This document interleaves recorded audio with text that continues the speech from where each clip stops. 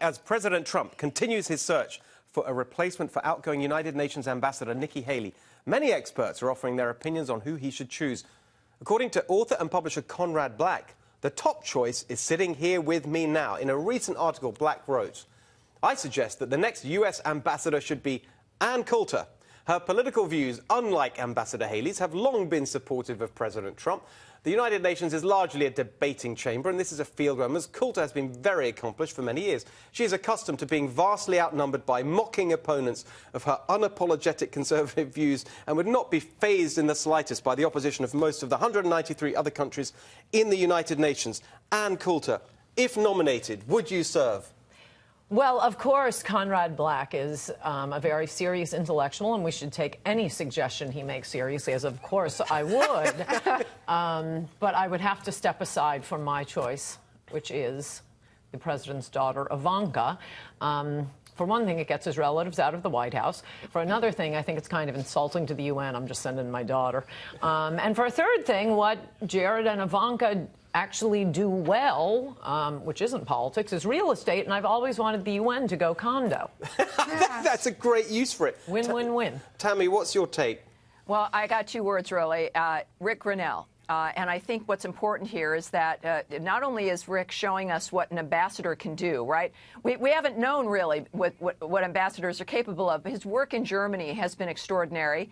He's been a supporter of the president from the beginning. He, of course, has extensive experience at the UN with multiple U.S. ambassadors to the UN. And I think that ultimately, when it comes down to it, this is a guy that Americans already like. We know that he understands the president's agenda and is able to move it forward. And I believe he's under some serious consideration. One of the arguments is that it has to be a woman. And look, you know, I want women to do well, obviously, as well. I spent most of my adult life working for that. But the president has so many talented women that we can really, I think, get rid of the quota notion. And naturally, women are already in good positions, will be in more good positions. And it means that, of course, the best person for the job should get it. Okay. And in this case, it's Rick Grinnell, I think. Jason. I like the idea of Ann. I just want to see the confirmation hearing. I want to see you sitting there at the desk, and then you see, like, Cory Booker and Kamala Harris asking you questions.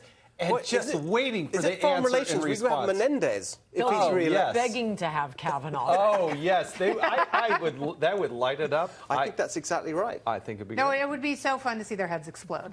It really would, because couldn't you see Cory Booker reading passages from one of your books? How would that make you feel? Actually, Chuck Schumer already has, in rejecting a Hispanic nominee, the great Miguel Estrada. Just to remind people of this, the Democrats rejected an Hispanic nominee to the D.C. Circuit because he was thanked in one of my books. Oh, my gosh. Wow. And from reading the acknowledgments, it was quite brave of Miguel Estrada. You could take on Spartacus, couldn't you? I want him to start reading from Clueless. They have a reference to Spartacus that I think is very relevant. I just think it's a brilliant. I just think that the UN is a total joke. When I was working in government, we tried everything we could to try and get them to reform the way they approach things, especially like we were talking about earlier, failed states, and using the Millennium Development Goals to try and build those institutions of, you know, success, a market economy, free society. They're not interested. It's totally political. It's a joke. It should go condo.